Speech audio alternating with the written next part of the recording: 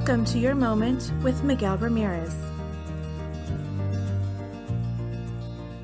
Hello and welcome to Your Moment. My name is Miguel Ramirez, and in today's episode I'm going to be talking with Michael Peñafiel. Michael Peñafiel is a self-defense instructor. He's also a marriage and family therapist, and in today's episode he talks about the benefits of self-defense training. He shares what the process is when somebody goes through it, and also he talks about impact personal safety and the Dog Brothers. My interview with Michael Peñafiel. You know, I think intuitively we all know some signs, but in the self-defense training that we do, we go into more details of behavior. Like, so I will act in a certain way. I will present myself a certain way, like, I'm angry, or, I'm nice and charming, whatever, So, yeah, so when I provide the self-defense training, my role as the bad guy, the mock assailant, the MI, whatever the name is, I had to present to the student, not only the individual student, but to the group of students, hey, here's what some behavior can look like. Like I'm angry, or like, oh, cool, hey, I'm lost, can you help me? Like, fuck you, bitch, what the fuck you looking at? Oh, you never seen a drunk guy before, whatever. So that way they like, oh, okay.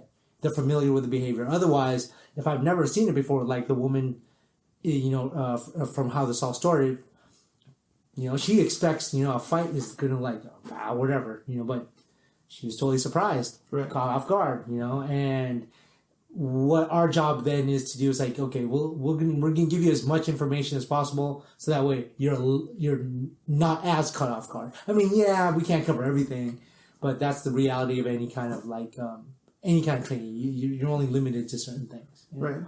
And so. From somebody who participates in your training, mm-hmm. What can they expect from either an introduction into the training, or mm-hmm. what would be a typical session for somebody participating? So our sessions are anywhere from like a basic introduction workshop, which is about 3 hours, to the full class, which is like anywhere from 16 to 20 hours of training. And what we cover are things like, hey, how to physically deal with things, but then even more importantly, how to psychologically manage it, how to emotionally manage it, and more importantly, how to develop boundary setting skills, verbal boundary setting skills. How to have really good interpersonal relationship skills that will help you distinguish. All right, this person, the stranger who's talking to me, I'll talk to them normally, but now I see the way they're saying what they're saying and how they're behaving. This might not be a good situation, so I'm just going to set my boundary here. Hey, I'm sorry, I can't help you. And then deal with it, what happens there. And we also do interpersonal stuff. Like, a lot of people oftentimes are worried about the stranger. Makes sense, But then, oftentimes too, the people that are close to you or familiar with you, let's say like a significant other, or like a classmate or something like that.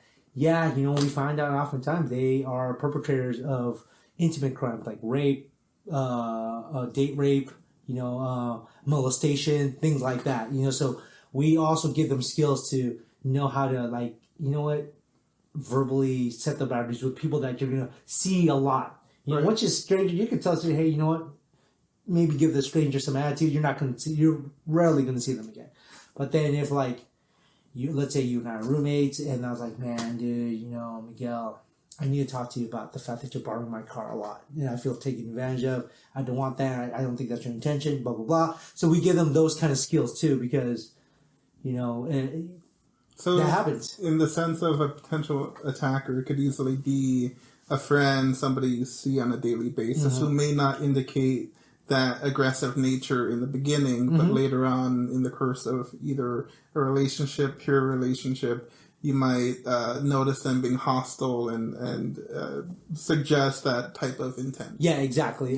Great example. I had a friend of mine that talked about how she was a receptionist at a company, and the FedEx guy who'd come in, and she was cool with him like for like years, and then one day she noticed that he started talking to her more about like intimate stuff, friend stuff. Like it wasn't that bad. Right. Say, oh yeah, cool. Yeah, no, I'm not in a relationship. She's single. Blah blah blah.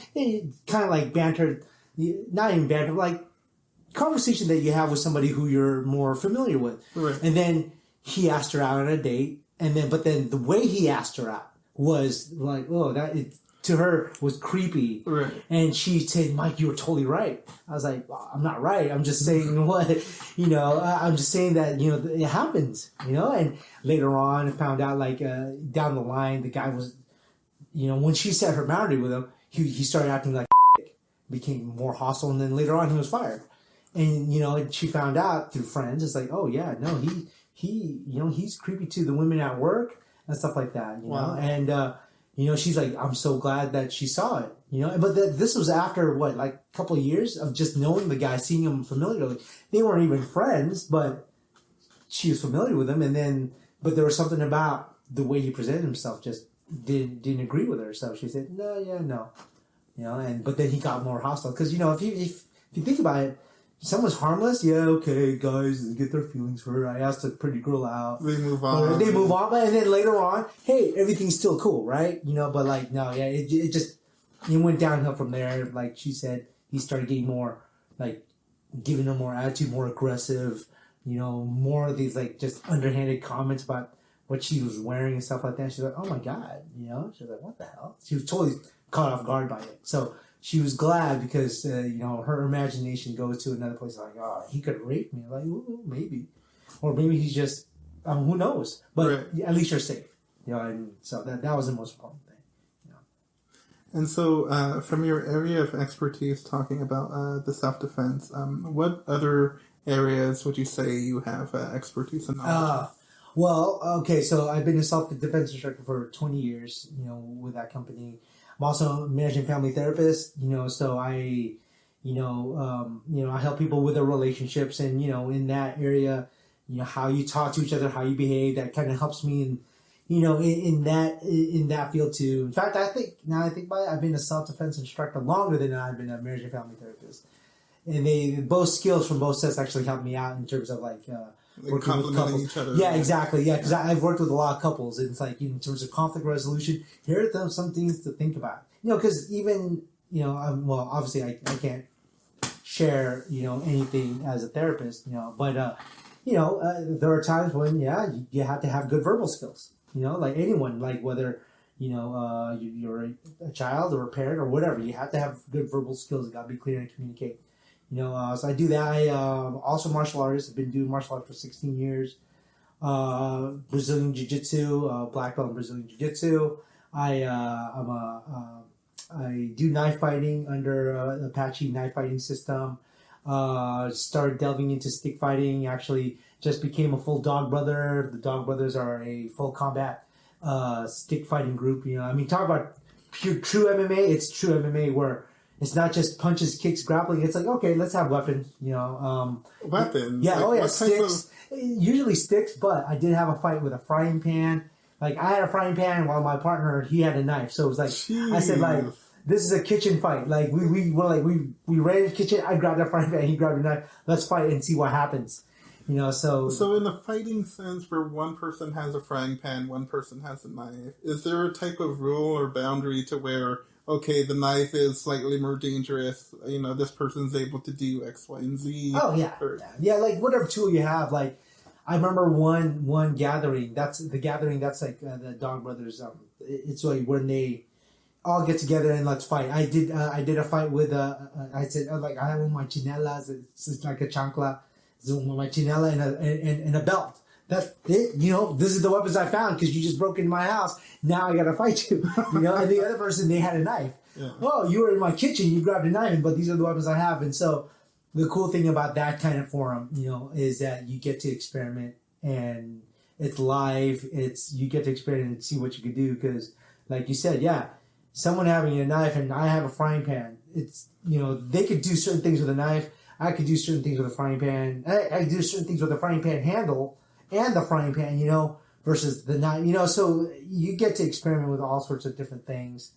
With the Dog Brothers. For anyone who wanted more information, where can they find out more about the Dog Brothers? just Google them up. Dog Brothers, they've been around for the longest time, so you just Google up Dog Brothers and boom, right there on their website. So. And so, also when you talked about like a family therapist, would you say that from your experience doing the self-defense training that a part of like those people who may be interested in self-defense training that may stem from a potential relationship issue or it may stem from something they want to enhance or get more knowledge with themselves in terms of being prepared for hostile relationship, hostile date, something where they're able to exercise more caution and be more confident in themselves? Yes, yeah, I would say yes. In fact, some of the people I teach are referred by their therapist to the program.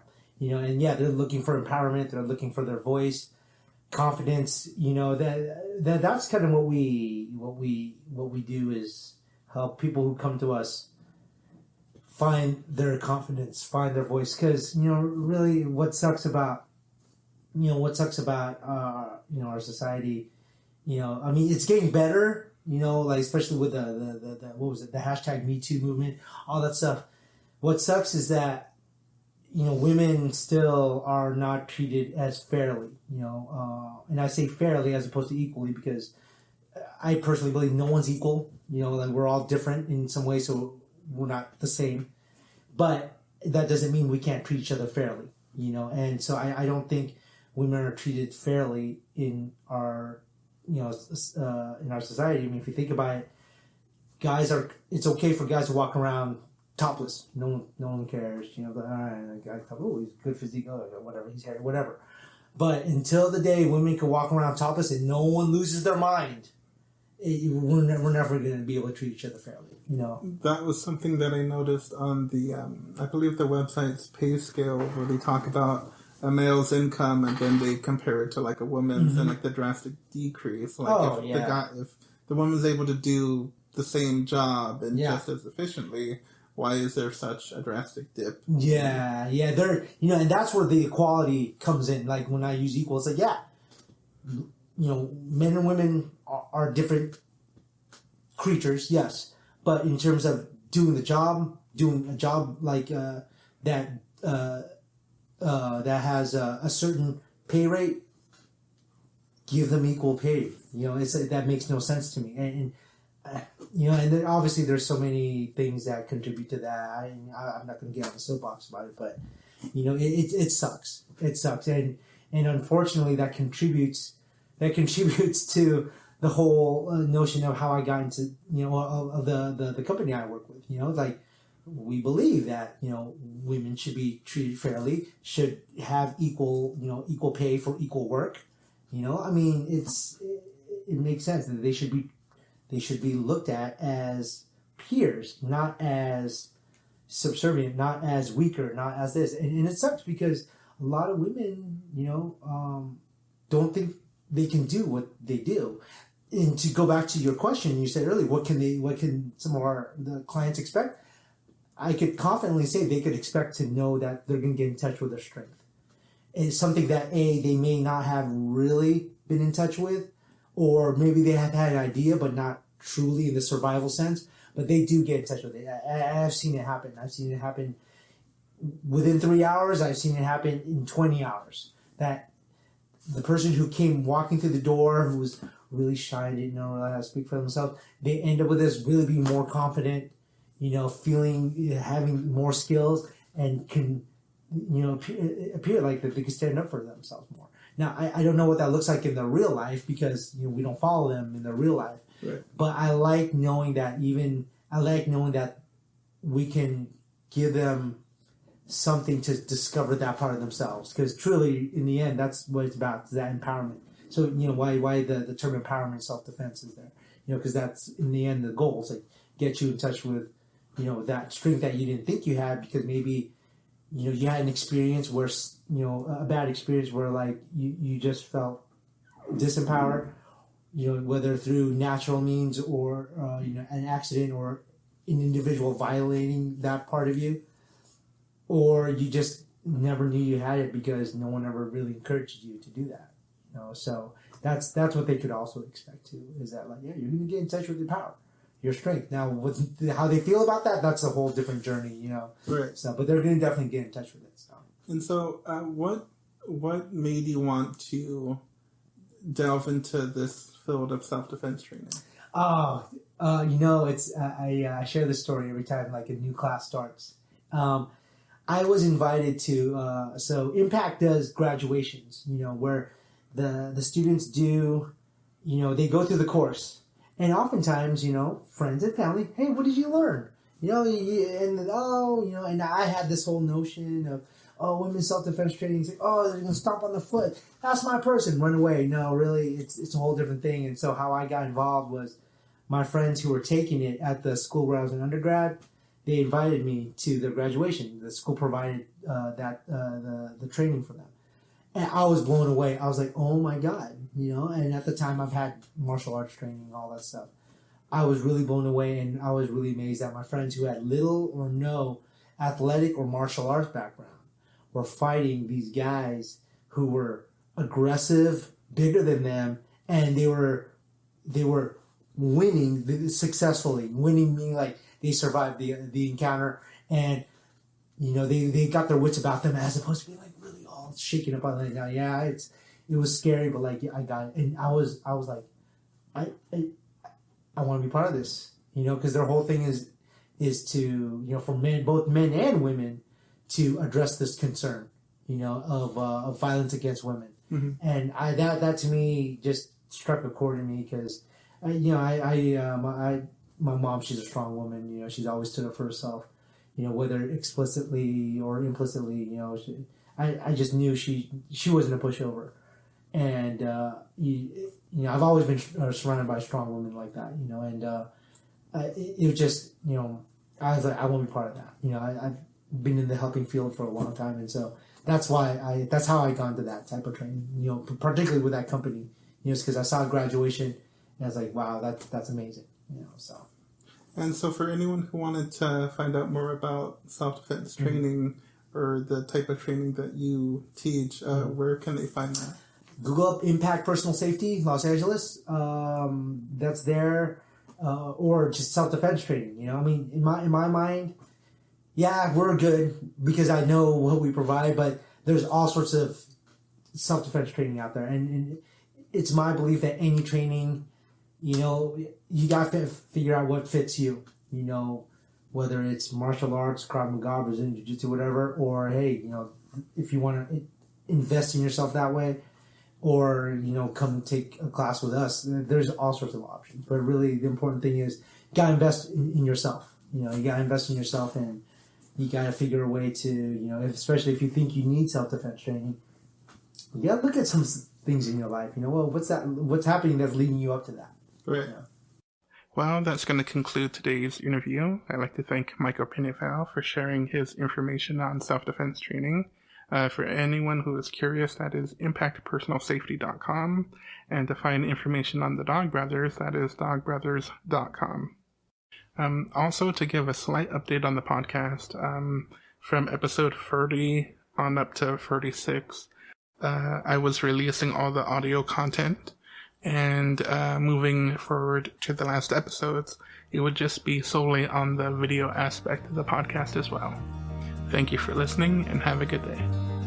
Stay up to date with news, interviews, and upcoming show episodes by following Your Moment with Miguel Ramirez on Spreaker.com.